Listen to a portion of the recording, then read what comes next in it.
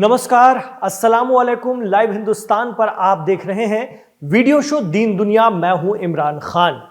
और जिस तरह के हालात बन रहे हैं, एक अमेरिकन शगुफा आया है, अमेरिकन मीडिया की तरफ से ये बात सामने आई है कि ईरान के साथ बहुत जल्दी ही डील हो सकती है और उस पर बात चल रही है। हालांकि ईरान की तरफ से इसको लेकर कोई बहुत सकारात्मक प्रतिक्रिया नहीं आई है, लेकिन अगर ऐसा हो रहा है तो ये अपने आप में एक बड़ी पहल हो सकती है। क्या वाकई ऐसा हो रहा है? इसके पीछे के कारण क्या हो सकते हैं और ये होगा भी या नहीं, इसे समझने के लिए सीधे ईरान का रुख करेंगे, जहां पर मौजूद हैं वेस्ट एशिया के एक्सपर्ट आकिफ जैदी साहब। आकिफ जैदी साहब ईरान की अल मुस्तफा इंटरनेशनल यूनिवर्सिटी से जुड़े हुए हैं और लगातार लाइव हिंदुस्तान पर अपने अपडेट्स देते रहे हैं। हम लगातार ईरान के हवाले से उनसे बात करते रहे हैं। आकिफ जैदी साहब, बहुत स्वागत है आपका, बहुत खैर मकदम है लाइव हिंदुस्तान पर। आकिफ जैदी साहब, आपसे हम यही जानना चाहेंगे सबसे पहले कि क्या अगले 24 घंटे में कोई डील, कोई समझौता हो सकता है अमेरिका और ईरान के दरमियान, और ट्रंप इस तरह के डील के लिए, इस तरह के समझौते के लिए इतने उतावले क्यों हैं? बिस्मिल्लाहिर्रहमानिर्रहीम। जी इमरान खान जी, बहुत बहुत शुक्रिया मुझे दावत देने का। आपके सभी दर्शकों की खिदमत में आदाब अर्ज़ है।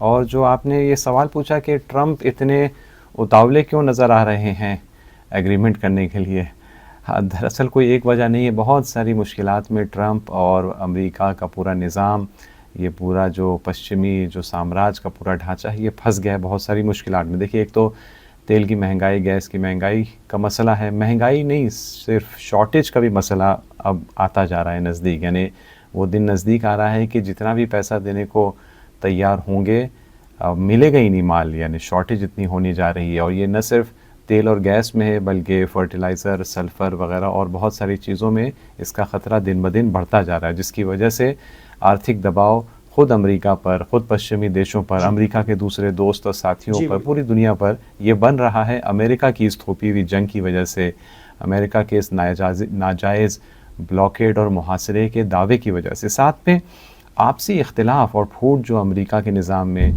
अमेरिका में फ़ौज और नेताओं के दरमियान, या फिर प्रेसिडेंट के दरमियान और पार्लियामेंट के दरमियान, या मीडिया में और सरकार के दरमियान जो फूट पड़ गई है। और सबसे अहम अगर देखा जाए तो अमेरिका का जो इसराइल और ज़ायनिज़म के साथ, अंतर्राष्ट्रीय ज़ायनिस्ट लॉबी के साथ जो उसका इख्तिलाफ बढ़ता जा रहा है। यूरोप अपना रास्ता अलग कर रहा है। यानी शीराज़ा बिखरता जा रहा है उस पूरे निज़ाम का, कि जिसके केंद्र में और मरकज़ में अमेरिका करार पाता है। तो ये ख़ुद अपने आप में एक बहुत बड़ी वजह है कि इसको इस तरह से परस्यू किया जा रहा है। क्यों ये उतावलापन नज़र आ रहा है, ये बेचैनी नज़र आ रही है। ये नहीं, और भी कुछ पॉइंट्स हैं। और पॉइंट्स क्या, जैसे आप देखें इस वक्त जो बदनामी और अनपॉपुलैरिटी अमेरिका के जनता के दरमियान डोनाल्ड ट्रंप की हो गई है। ये अमेरिका की तारीख़ में इतना अनपॉपुलर राष्ट्रपति नहीं देखा गया है। वहाँ पर पेट्रोल पंप पर कीमतें दुगनी हो गई हैं पेट्रोल की, कुछ जगह 1.5 गुना, और कुछ स्टेट्स में, कुछ राज्यों में जो है वो दुगनी कीमत हो चुकी है पेट्रोल की। और दूसरी भी चीज़ों की कीमतें बढ़ती जा रही हैं। तो उसकी वजह से जो जनता की तरफ से जो दबाव बढ़ता जा रहा है, वो भी आखिरकार बहुत ख़तरनाक साबित हो रहा है। यहाँ तक अब हो गया है कि वहाँ की जो बड़ी बड़ी तेल कंपनियाँ हैं, जिनके बड़े अच्छे संबंध हुआ करते हैं वाइट हाउस से, उन तेल कंपनियों और वाइट हाउस के बीच में इख्तिलाफ और दरार पड़ गई है। दबाव डाला जा रहा है उनके ऊपर, यानी वाइट हाउस उन पर दबाव डाल रहा है कि इस तेल की किल्लत को पूरा करने के लिए अमेरिका की कंपनीज़ अमेरिका के तेल के कुओं से और निकालें और बेचें, अपने स्टॉक में न रखें। लेकिन वो तेल की कंपनी वो तो मौका देख रहे हैं कि जैसे दाम बढ़ते जा रहे हैं वो ज़्यादा कमाएंगे, तो वो उस तरह से निकाल के बेच नहीं रहे। तो उनके दरमियान इख्तिलाफ बढ़ता जा रहा है। तो चाहे वो जनता हो जिनसे वोट मिलते हैं, चाहे बड़े बड़े सेठ हों जहाँ से पैसा मिलता है वाइट हाउस को, इन सब के और वाइट हाउस के दरमियान, ट्रंप के दरमियान दरार बढ़ती जा रही है। कुल मिलाकर पूरा सिस्टम जो है वो वेस्टर्न सिस्टम, अमेरिकन सिस्टम एक अजीब दबाव में अपने आप को पा रहा है। एक दलदल में फंस गया है ये सिस्टम पूरा का पूरा। और ख़ास तौर पर ट्रंप जो है वो ज़्यादा फंस गया है, पूरी तरह से, बुरी तरह से फंसा हुआ नज़र आता है ट्रंप। और इसीलिए अगर हम देखते हैं कि इतना उतावलापन है, इतनी बेचैनी है कि किसी न किसी तरह से कोई एग्रीमेंट हो जाए, तो वो बात समझ में आती है। आकिब ज़ैदी साहब, ईरान की तरफ से कोई ठोस रिस्पॉन्स नहीं आ रहा है।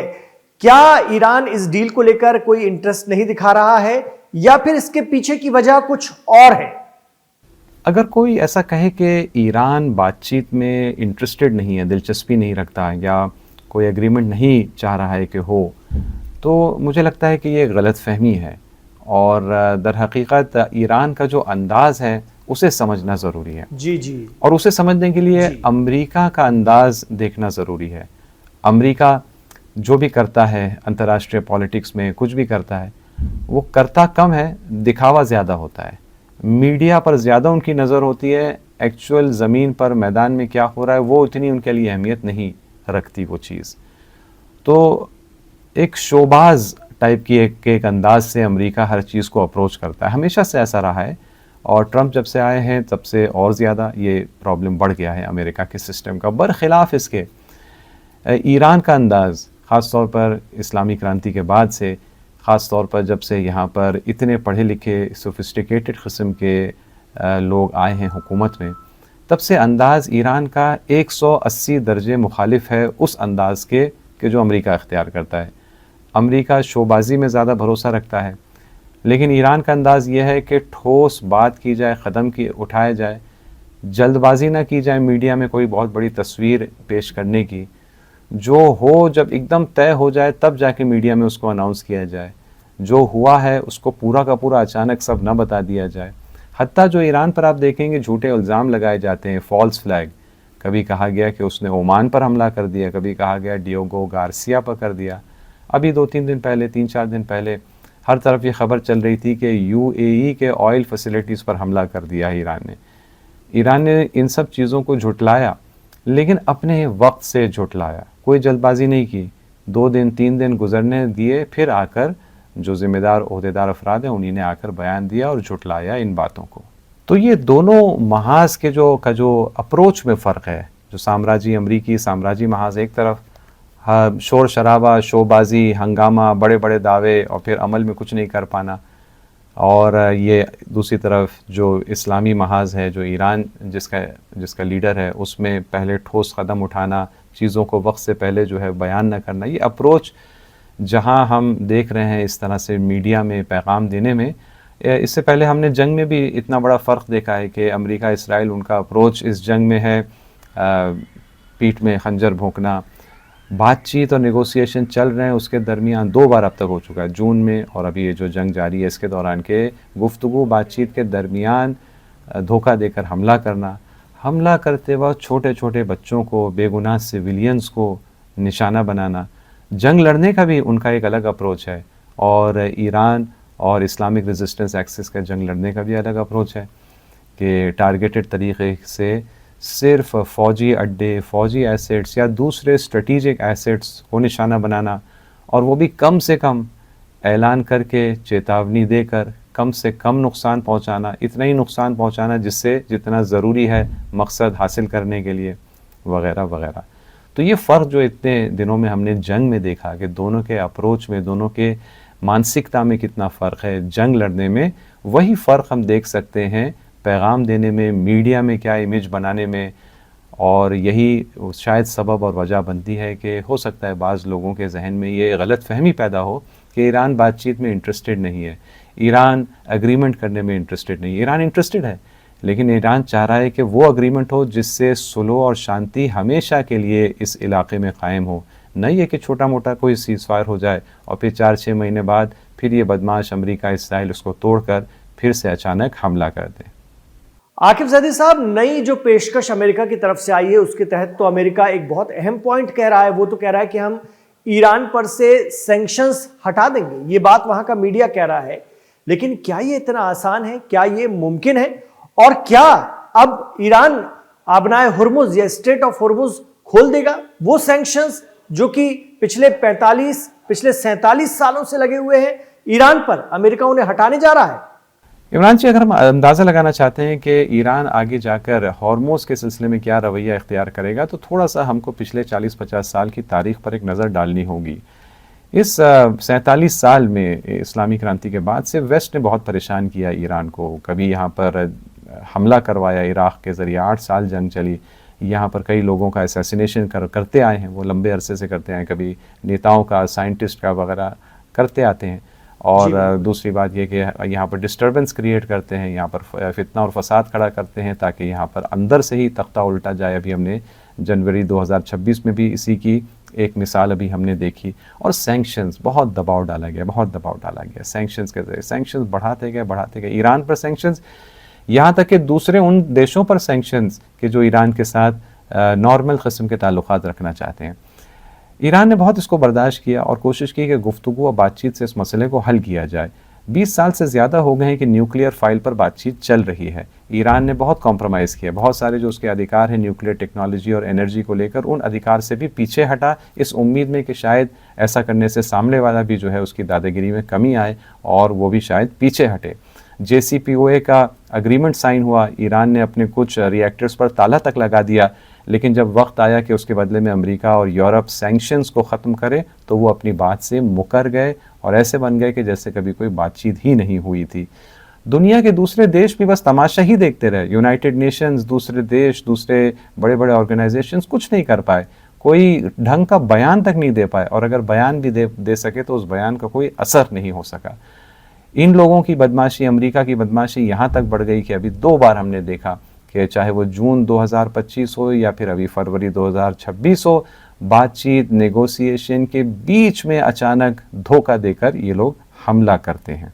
तो जब इतने लंबे अरसे तक ईरान को ये तजुर्बा हुआ अमेरिका और वेस्ट की बदमाशी का, और इस बात को पूरी तरह ईरान की जनता ने भी और यहाँ के ओहदेदारों ने भी ये समझ लिया कि वेस्ट से बातचीत करना तभी फ़ायदेमंद है कि जब हाथ में कोई ऐसी ताकत और पावर हो कि जिसके ज़रिए अगर अमेरिका, अगर वेस्ट कोई वादा करे तो वो फिर मजबूर भी हो अपने वादे को पूरा करने के लिए।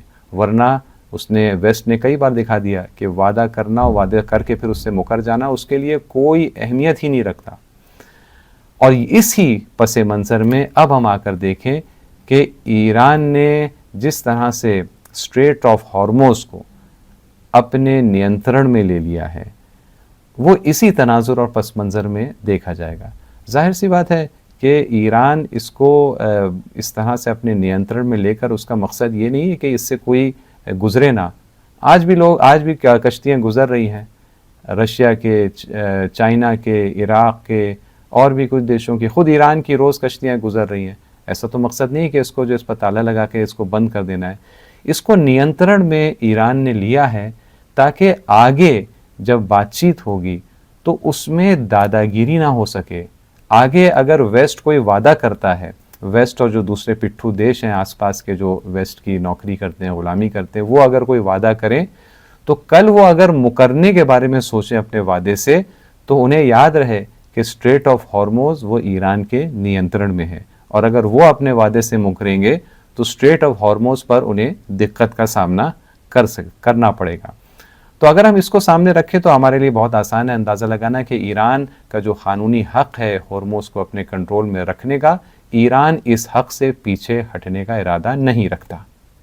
आकिब ज़ैदी साहब, कई एक्सपर्ट कह रहे हैं कि ईरान को जीता हुआ हॉर्मोज़ नहीं छोड़ना चाहिए, किसी भी हालत में उस पर से अपना अधिकार नहीं छोड़ना चाहिए, और एनरिचमेंट जो है यूरेनियम का, उसका हक, उसका अधिकार भी ईरान को अपने पास रखना चाहिए, चाहे कुछ भी हो जाए। आप क्या सोचते हैं इस बारे में? ईरान में क्या चर्चा है इस बारे में, समझना चाहेंगे।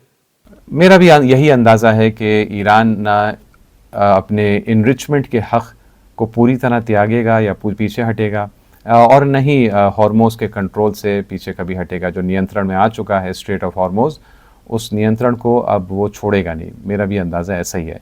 जहाँ तक रही एनरिचमेंट की बात, तो देखिए एनरिचमेंट, न्यूक्लियर एनरिचमेंट, दुनिया के हर देश को ये हक़ हासिल है कि वो न्यूक्लियर एनरिचमेंट करे। ईरान भी NPT का मेंबर है, उसको भी ये हक़ हासिल है। NPT का मेंबर ख़ुद ये वादा करता है कि मैं बम नहीं बनाऊँगा, और ईरान ने आज तक इसी वादे पर खरा उतरा है। ये दुनिया के सारे संजीदा लोग इस बात को जानते हैं, चाहे जो अंतर्राष्ट्रीय मीडिया में या हर जगह मीडिया में जो झूठ बनाया गया है, जो झूठी तस्वीर बनाई गई है, वो इसके बरखिलाफ़ हो, लेकिन सारे सीरियस लोग, संजीदा लोग जानते हैं कि आज तक ईरान ने कोई कोशिश नहीं की है न्यूक्लियर बम बनाने की, क्योंकि वो इस्लाम की तालीमात के हिसाब से आगे बढ़ने की कोशिश कर रहा है और इस्लाम की तालीमात के मुताबिक इस किस्म के वेपन्स ऑफ मास डिस्ट्रक्शंस बनाना ये जायज़ नहीं है। तो लेकिन न्यूक्लियर इनरिचमेंट अलग चीज़ है। न्यूक्लियर इनरिचमेंट क्यों किया जाता है? अलग अलग टाइप के प्रयोग के लिए, बिजली के उत्पादन के लिए, दवाएं बनाने के लिए, वगैरह वगैरह। और मुझे नहीं लगता कि ईरान इससे पूरी तरह पीछे हटेगा। क्यों? क्योंकि वो पूरी तरह अगर इसको छोड़ दे तो इसमें वो ज़िल्लत देखता है। इसको वो इस तरह देखता है कि एक बदमाश ने आकर एक नाजायज़ मुतालिबा किया और वो मुतालिबा यह है कि पूरे की पूरी तरह अपनी न्यूक्लियर इंडस्ट्री को बंद कर दो, ताला लगा दो। और अगर ईरान मान लेगा तो वो समझेगा कि हमने बदमाशी को तस्लीम कर दिया, हम एक गुंडे के सामने हम झुक गए। और ये पूरी दुनिया के लिए अब स्पष्ट हो गया है कि ईरानी कौम अपने तहज़ीब, कल्चर, इस्लाम की तालीमात की वजह से कभी भी किसी भी बदमाश के आगे सर झुकाने के लिए तैयार नहीं है। और जहाँ तक रही बात ये स्ट्रेट ऑफ हॉर्मोज़ की, तो जैसे कि मैंने अभी कुछ देर पहले भी अभी ये स्पष्ट किया कि क्यों स्ट्रेट ऑफ हॉर्मोज़ पर अपना नियंत्रण बाकी रखना और अपनी निगरानी के तहत वहाँ से शिप्स और सामान को गुज़रने देना, ये क्यों इतना महत्वपूर्ण हो चुका है ईरान के लिए। क्योंकि ईरान देख रहा है कि इस तरीक़े से वो दुनिया के बदमाश देश और ताकतें, अमेरिका है, यूरोप है, इन सब को मजबूर किया जा सकता है कि वो जिस चीज़ को उनको आदत हो गई है, यानी वादा करना और धोखा देना, झूठ बोलना, धोखा देना, दादागिरी करना, बदमाशी करना, 200-250 साल से दुनिया को ये लोग लूट रहे हैं। हमारे देश हिंदुस्तान में भी कितनी तबाही मचाई इन्हीं ने। उनको आदत हो गई है, उन्हें आता नहीं है वादा पूरा करना, जब तक कि उन्हें किसी चीज़ का डर ना हो। स्ट्रेट ऑफ हॉर्मोज़ पर ये कंट्रोल और नियंत्रण ये इन देशों को, या इनके जो पिट्ठू हैं, इनके वो देश जो दूसरे छोटे मोटे देश जो इनकी ग़ुलामी कर रहे हैं, उन सब को लाइन पर रखने के लिए स्ट्रेट ऑफ हॉर्मोज़ पर नियंत्रण और कंट्रोल बहुत ज़रूरी है। तो जी हाँ, मेरा भी मानना है कि ईरान पूरी तरह से इनरिचमेंट को नहीं छोड़ेगा। हो सकता है पहले की तरह दोबारा न्यूक्लियर इनरिचमेंट को लेकर कुछ समझौता कर ले और कहे कि हम मिसाल के तौर पर इतने % के आगे नहीं करेंगे, या कहे कि हाँ दोबारा IAEA को हम इजाज़त दे रहे हैं कि वो आए और वो कैमरा, दूरबीन वगैरह कैमरे लगा दे हमारे रिएक्टर्स पर और देखे कि हम क्या कर रहे हैं, क्योंकि वैसे भी हमारा कोई इरादा नहीं है NPT के दायरे से बाहर निकलने का, वगैरह वगैरह। मुमकिन है इस हद तक वो चीज़ों को एक्सेप्ट करे, पहले भी एक्सेप्ट किया है। लेकिन ये कि वो न्यूक्लियर इनरिचमेंट को पूरी तरह से छोड़ दे और इस तरह से दादागिरी वेस्ट की तस्लीम करे और कबूल करे, इसका कोई इम्कान और चांस है ही नहीं। अमेरिका की तरफ से ईरान को जो नई पेशकश दी गई है, 3 सूत्रीय जो प्रस्ताव है, और उसके बाद कहा गया है कि हम अगर उस पर कुछ बात बन जाती है तो अगले 30 दिनों तक उस पर हम विस्तार से बात करेंगे, तफसील से बात करेंगे, इस तरह की बातें कही जा रही हैं। क्या इस तरह का प्रस्ताव इस वक्त आना तेल का खेल तो नहीं है? क्योंकि इससे तेल की कीमतों पर बहुत प्रभाव पड़ता है। तेल की कीमतें गिर जाती हैं जब इस तरह की बातचीत की या कोई डील होने की उम्मीद जागती है या चर्चा भी शुरू होती है। क्या इसके पीछे कोई तेल वाली साजिश तो नहीं है जिसके चलते ये प्रस्ताव, ये एक तरह का ऑफर दिया गया है ईरान को? इमरान जी देखिए, तेल का खेल तो दर हकीकत अमेरिका और इसराइल के हाथ से निकल चुका है, जा चुका है। फिर भी थोड़ा बहुत वो शोर शराबा, थोड़ा हंगामा कर रहे हैं, करने दें, कोई बात नहीं। आप देखिए जैसे क्रिकेट मैच में अगर वनडे मैच है और बैटिंग साइड को अब जीतने के लिए सिर्फ 20 रन बनाने हैं, 8-9 विकेट भी उसकी बची हुई हैं, और बॉलिंग साइड को अभी 20 ओवर और जो है वो डालने हैं, तो जाहिर से है कि जो बैटिंग, जाहिर सी बात है जो बैटिंग कर रहा है वो जीतने वाला है। कोई चांस ही नहीं है कि बॉलिंग साइड अब जीतेगी। लेकिन उसके बावजूद भी अगर बॉलिंग साइड जो है बहुत अग्रेसिव बॉलिंग करे और बहुत अग्रेसिव तौर पर एक फील्डर्स को लाके खड़ा कर दे कि जैसे गोया बैट्समैन को हम दबाव में ले लेंगे, और हर चीज़ पर एम्पायर से चीख चीख कर अपील करे और एक एग्रेसिव स्टैंड ले, सब कुछ ले, तो हम लोग जो मैच देख रहे होते हैं, हम लोग क्या करते हैं, हम लोग मुस्कुराते हैं, हम कहते हैं भाई हार तो तुम चुके हो, चलो ठीक है, थोड़ा बहुत अपने दिल को बहलाने के लिए थोड़ा सा चीख लो, थोड़ा सा हंगामा मचा लो, बड़े बड़े दावे कर लो। अमेरिका का भी इस वक्त यही हाल है कि अमेरिका कह रहा है हमने मुआसरा कर दिया, ब्लॉकेट कर दिया, फिर कहता है कि ये अब हमारी शिप्स एस्कॉर्ट करेंगी, जो भी गुजरना चाहता है हॉर्मुज़ से अब वो खुल गया है। 48 घंटे नहीं गुजरते कि अचानक कहते कि नहीं हमने अपना इरादा बदल दिया है, हम फिर बातचीत कर रहे हैं। नहीं तो फिर एकदम से हम अचानक हम ऐसा हमला कर देंगे। फिर एक तमाशा सा बना के रख दिया है अमेरिका ने, और वो इसलिए क्योंकि ज़मीनी तौर पर जो मैदान जंग है या हत्ता आर्थिक मुकाबले का जो मैदान है, इस सब में खेल हाथ से निकल चुका है। अब सिर्फ बड़ी बड़ी बातें और बड़े बड़े दावे ही करना अब अमेरिका के पावर और इख्तियार में रह गया है। और क्योंकि उसको समझ में आ रहा है कि जब पूरी सिचुएशन पूरी दुनिया के लिए स्पष्ट हो जाएगी कि कितनी बुरी हार हुई है उसे, वो सुपर पावर नहीं रहेगा, इसलिए आप देख रहे हैं कि ये खेल मीडिया का खेल है, तेल के खेल से ज़्यादा। अलबत्ता गर्चे तेल के खेल से ज़्यादा अब ये मीडिया और बयानबाजी का खेल होकर रह गया, लेकिन इसका मतलब ये नहीं है कि तेल का खेल पूरी तरह से ख़त्म हो गया। हम जानते हैं जो मानसिकता पाई जाती है, ट्रंप हो चाहे ट्रंप के आसपास के जो दूसरे जो बदमाश हैं, वो उनकी मानसिकता, उनकी कोशिशें वो क्या हैं। अभी हमने देखा कि जब अमेरिका की पार्लियामेंट ने बुलाया पीट हेगसेथ को, जो वहाँ का वज़ीर जंग है, और सख्त कुछ सवाल पूछे, तो उसमें कुछ सवाल ये भी पूछे गए कि भाई ये क्या हो रहा है कि हर थोड़े दिन के बाद देखते हैं कि ट्रंप कोई ऐसा बयान देता है जिसकी वजह से तेल की कीमत अचानक ऊपर जाती है या गिरती है, और उससे कुछ ही मिनट पहले या कुछ ही घंटे पहले हम देखते हैं कि बहुत सारी ख़रीदारी होती है तेल की, या कोई नए डील्स की जाती हैं, फ्यूचर्स की डील की जाती है, कि जिसके नतीजे में जैसे ही ट्रंप का बयान आता है तो कुछ लोग हैं जो करोड़ों करोड़ों डॉलर कमा लेते हैं, घंटों में मिनटों में करोड़ों डॉलर कमा लेते हैं। ये आखिर हो क्या रहा है? आप ये क्यों ये बार बार हो रहा है? आपका क्या कहना है? यानी वहाँ के भी लोग जो जिम्मेदार और संजीदा लोग हैं वो समझ रहे हैं कि ये खेल हो रहा है, लेकिन ये खेल इस सबसे चंद बदमाश नेता, चंद बदमाश उद्योगपति कमा रहे हैं। अमेरिका की ही जनता नुकसान उठा रही है, उसके अलावा दुनिया की जनता भी नुकसान उठा रही है, लेकिन इससे इस मुकाबले और जंग के परिणाम पर कोई असर नहीं पड़ रहा है। इसका परिणाम वही है, अमेरिका की, इसराइल की हार, ज़िल्लत आमेज़ हार, और ईरान और इस्लामी प्रतिरोध मोर्चा का दुनिया में एक बहुत बड़ी ताकत और पावर के तौर पर उभरना। यहाँ तक कि अभी हमने कल देखा कि रशिया के राष्ट्रपति ने ये कहा कि जब तक रशिया, चाइना और ईरान 3 देशों को साथ में नाम लिया, ये जब तक है, कोई दुनिया में दादागिरी कर नहीं सकता। आकिबजादी साहब, लेबनान में तो सीज़फायर टूट गया ऐसा लग रहा है। लगातार सीज़फायर के बावजूद भी इसराइल हमले कर रहा था, और हिजबुल्लाह वहां से साउथ लेबनान से इसराइल को जवाब भी दे रहा है। नईम कासिम जो हिजबुल्लाह के चीफ है, उन्होंने खुद आकर कहा मीडिया में कि भाई हम इस सीज़फायर को नहीं मानते और जवाब देंगे।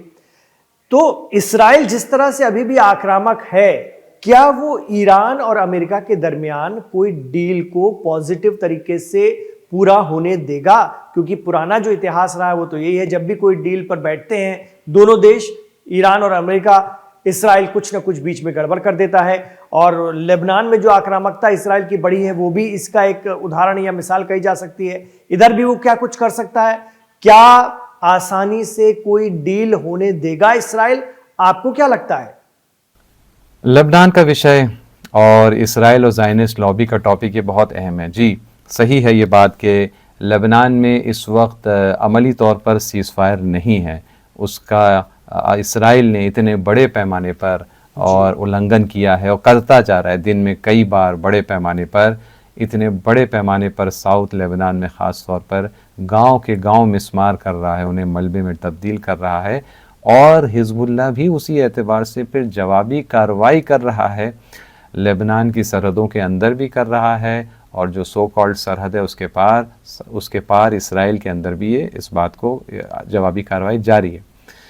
तो ये बात सही है कि वहाँ पर जंग जारी है और घमासान शक्ल इख्तियार करती जा रही है, और ये एक बहुत बड़ी नाकामी एक तरह से है ट्रंप की मुख्तलिफ नाकामी में। उस लंबी फहरिस्त में ये भी है कि ये ट्रंप ने अपनी ज़बान देकर ये करवाई थी सीज़फायर, लेकिन जिसका अंदेशा था और ख़तरा था कि ट्रंप पर ज़ायनिस्ट लॉबी की तो चलती है, लेकिन ज़ायनिस्ट लॉबी पर ट्रंप की नहीं चलती। उसका एक और उदाहरण भी सामने आ गया, और वहाँ पर जंग जारी है। और यही जो ये हकीकत है कि नेतन्याहू है, एक ज़ायनिस्ट लॉबी है, एक इसराइल है। ये जो ज़ायनिस्ट लॉबी का पावर कि जो अमेरिका की फ़ौज से और अमेरिका के शासन से वो सब कुछ करवा लेता है जो ख़ुद अमेरिका के नुकसान में है, ये वाक़ई एक बहुत बड़ा ख़तरा है। जब जो केंट, जो अमेरिका के काउंटर टेररिज्म बॉडी के चीफ थे, खुद ट्रंप ने इनको बनाया था, उस ओहदे पर और पोस्ट पर रखा था। जब ये जंग शुरू हुई, ये नाजायज़ हमला ईरान पर हुआ, जब ये शुरू हुई तो जो केंट ने इस्तीफ़ा दिया और इस्तीफ़ा देते वक्त कहा कि ये जंग ज़बरदस्ती इसराइल ने करवाई है और अमन और शांति कभी भी मिडिल ईस्ट में कायम ही नहीं हो सकती जब तक कि इसराइल पर लगाम नहीं लगाई जाएगी। ये जो केंट ने जो कहा और बड़े पते की बात कही, और जैसे वक्त गुजरता जा रहा है यही समझ में आ रहा है कि यही बात सही है और सच है। देखिए, वो इस तरह से है कि आप अमेरिका अब हारने के बाद जो है वो निजात चाहता है, वो दलदल से निकलना चाहता है, और जो खाड़ी के देश हैं, जीसीसी के वो देश जिन्होंने इस नाजायज़ और गैर क़ानूनी जंग में भाग लिया, और लिया इन लोगों ने भाग लिया अलग अलग तरीक़े से, वो भी अब पशेमान हैं, वो भी चाहते हैं, वो भी निजात चाहते हैं। समझ में आ गया इनको कि ईरान को और इस्लामी प्रतिरोध मोर्चे को झुकाया नहीं जा सकता, बल्कि उन्हें ये समझ में आ गया कि उन्हें झुकना पड़ेगा अगर उन्हें यहाँ से निजात चाहिए है और इस जंग को रोकना है जिसमें उनको नुकसान ईरान से कहीं ज़्यादा हुआ है और आगे होने जाएगा। ये सब इनको समझ में आ रहा है, लेकिन इसराइल निकलने नहीं देगा अमेरिका को। इसराइल आसानी से जंग को ख़त्म नहीं होने देगा। क्यों? क्योंकि देखिए, इसराइल का वजूद जो यहाँ पश्चिमी एशिया में है वो ज़ोर ज़बरदस्ती के तहत कायम किया गया और आज भी ज़ोर ज़बरदस्ती और जुल्म के ही ज़रिए बाकी रखा गया है। ज़ोर ज़बरदस्ती किसकी? बुनियादी तौर पर अमेरिका की। अमेरिका डराता है, धमकाता है, लालच देता है, और जिसके नतीजे में इस पूरे ख़ित्ते में ऐसे हालात बने रहते हैं कि अक्सर दरबार वो अमेरिका की ग़ुलामी और इसराइल की खुशनुदी को हासिल करने में लगे रहते हैं, और इस तरह से इसराइल अपनी दादागिरी जो है कायम रखता है, अपने वजूद को बाकी रखता है। अमेरिका ने अगर हारने के बाद, जैसे कि हार चुका है, अगर उसने सही से समझौता किया, एग्रीमेंट किया, डील किया, तो उसका यहाँ से उसका वर्चस्व जो है वो ख़त्म हो जाएगा, या तकरीबन ख़त्म हो जाएगा, या पूरी तरह ख़त्म हो जाएगा। और ये इसराइल के अस्तित्व के लिए, ज़ायनिस्ट लॉबी के वजूद के लिए एक बहुत बड़ा ख़तरा है। इसलिए हर तरह से जंग को जारी रहना चाहिए, और इसीलिए हम देख रहे हैं कि चाहे वो लेबनान हो, जहाँ पर इसराइल ने सीज़फायर की धज्जियाँ उड़ा दी हैं, और इस तरह ट्रंप को ख़ुद जलील किया है, क्योंकि ट्रंप ने ख़ुद ज़बान दी थी इस सीज़फायर को लेकर, लेकिन वो दिखाई दिया उसने कि भाई यहाँ पर जो है सिर्फ चलती है तो ज़ायनिस्ट लॉबी की चलती है। वाइट हाउस भी ज़ायनिस्ट लॉबी के सामने एकदम जलील और हक़ीर नज़र आता है। तो चाहे वो लेबनान की बात हो, चाहे वो जगह जगह जो फॉल्स फ्लैग अटैक्स होते हैं, कभी खबर आती है कि टर्की की तरफ कोई मिसाइल चल गया है, कभी खबर आती है कि ओमान में फ़लाँ जगह धमाका हो गया है, कभी खबर जैसे कि अभी आई कि यूएई में ऑयल स्टोरेज फैसिलिटीज़ में आग लग गई है, और कोशिश की जाती है कि ये ईरान ने किया, फिर ईरान आके थोड़ी देर बाद कहता है कि नहीं, हमने तो ये नहीं किया। फॉल्स फ्लैग अटैक का जो ये पूरा मामला है, ऐसे हमले होना और फिर उसको किसी तरह से ईरान को उनके लिए ज़िम्मेदार ठहराना, ये सारी कोशिशें इसलिए है ताकि जंग बाकी रहे और कायम रहे, और उसकी वजह भी बहुत स्पष्ट है। ये इलाक़ा, इसमें उनकी यानी ज़ायनिस्ट लॉबी या इसराइल का वजूद वो निर्भर है इस पर कि अमेरिका यहाँ पर फंसा रहे, अमेरिका इन्वॉल्व रहे, और अमेरिका को फंसा कर रखने के लिए जंगी हालात बनाए रखना, आपसी दुश्मनी, झगड़े, जेनोसाइड वगैरह, ये सब बहुत ज़रूरी है। तो ये बात सही है कि ख़ुद ज़ायनिस्ट लॉबी आप उसे कहें या आप उसे इसराइल कहें, वो बहुत बड़ी रुकावट है कि इस वक्त कोई समझौता हो सके। ये इस्लामाबाद में भी देखा गया कि जब अमेरिका की टीम आई थी वहाँ पर, तो कहने को तो उपराष्ट्रपति थे लेकिन अमेरिका के जो आए हुए थे, लेकिन उनके पास कोई पावर नहीं था किसी चीज़ का फ़ैसला लेने का। जब देखो वो फ़ोन उठाकर बात कर रहे थे, यहाँ तक कि नेतन्याहू से भी फ़ोन पर बात करके उनसे सलाह मशवरा कर रहे थे, इजाज़त ले रहे थे कि ये बात बोल सकता हूँ या नहीं बोल सकता हूँ। जब स्थिति ये है तो जाहिर सी बात है कि एक बहुत बड़ा ख़तरा है और बहुत बड़ी रुकावट है अमन और अमान और शांति कायम होने में, और वो है ये इसराइल और ज़ायनिस्ट लॉबी का वजूद। लेकिन शांति के राह में इस बड़ी रुकावट के होने के बावजूद ये भी एक हकीकत है कि देखिए, आपदा में ही अवसर होता है। ये काम, ये नज़रिया सिर्फ बदमाश मौका परस्त लोगों का नहीं है, बल्कि अक्लमंद लोग जो शांति कायम करना चाहते हैं, जो इज़्ज़त और आज़ादी कायम करना चाहते हैं दुनिया में, वो भी इस बात को समझते हैं। ये जो बार बार रुकावट बन रहा है, इसराइल या ये ज़ायनिस्ट लॉबी रुकावट बन रही है अमन और अमान और शांति स्थापित करने में, ये अभी तो मुश्किल का सबब बन रहा है, लेकिन यही सबब बन रहा है और वजह बन रहा है कि अमेरिका और वेस्ट इस ज़ायनिस्ट लॉबी से परेशान हो रहा है और इससे आजिज़ होता जा रहा है और चाहता है कि इस जंग से भी निजात मिले, और ये भी चाह रहा है कि इस ज़ायनिस्ट लॉबी से भी किसी तरह से उसको निजात मिल सके। बहुत प्रेशर है, बहुत दरार बनती जा रही है ज़ायनिस्ट लॉबी और नॉन ज़ायनिस्ट जो शासक हैं या नेता हैं वेस्ट में, अमेरिका में, इनके दरमियान जो है वो तनाव बढ़ता जा रहा है, मुश्किलात बढ़ती जा रही हैं। और ये दबाव और ये तनाव जिस तरह बढ़ता जा रहा है, ख़ास तौर पर अभी रोज़ दिन ब दिन जो प्रेशर ये स्ट्रेट ऑफ हॉर्मोज़ की वजह से और दूसरी वजह से बढ़ता जा रहा है, यहीं पर उम्मीद की जा सकती है कि इसी बढ़ती हुई दरार के सबब और नतीजे में आखिर एक जुदाई होगी, एक अलहदगी होगी और ज़ायनिस्ट लॉबी से अमेरिका का शासन या शासन का एक बड़ा हिस्सा अपने आप को आज़ाद करने में कामयाब होगा और यहाँ से फिर मामलात बेहतर होना शुरू होंगे और फिर इसराइल और ये ज़ायनिस्ट लॉबी अकेला और अलग थलग बढ़ते हुए नज़र आएंगे और उस वक्त फ़िलिस्तीन की मुकम्मल आज़ादी के लिए भी मुकद्दमा फ़राहम हो जाएगा। और हम सब जो हैं, जो भी दुनिया में जो शराफत और इंसानियत को पसंद करते हैं, उस दिन का इंतज़ार कर रहे हैं। तो लाइव हिंदुस्तान के शो दीन दुनिया पर हमसे बात करने के लिए आपका बहुत बहुत शुक्रिया आकिफ जैदी साहब। आपने बहुत तफसील से और बहुत ही अच्छे तरीके से हमारे दर्शकों तक वहाँ के ताज़ा हालात और लोग क्या सोच रहे हैं वो, और जो आपका एक्सपर्ट कमेंट रहता है वो भी हम तक आपने पहुँचाया। बहुत शुक्रिया। इस पर हमारी नज़र बनी रहेगी और हम आपसे वक्त वक्त पर अपडेट भी लेते रहेंगे। बहुत बहुत शुक्रिया दीन दुनिया शो के साथ जुड़ने के लिए। तो इमरान खान के साथ अगर आप इस शो में आखिर तक कनेक्ट रहे हैं तो गुजारिश रहेगी कि वीडियो को लाइक कीजिए और ज़्यादा से ज़्यादा शेयर कीजिए, आगे बढ़ाइए। आपसे ये भी कहना चाहेंगे कि हमारे चैनल लाइव हिंदुस्तान को सब्सक्राइब कीजिए और करवाइए, ज़्यादा से ज़्यादा इसे व्हाट्सएप ग्रुप के ज़रिए शेयर भी कीजिए। इमरान खान के साथ आखिर तक जुड़ने के लिए शुक्रिया। अपना ख्याल रखिएगा, अपनी दुआओं में हमें याद रखिए।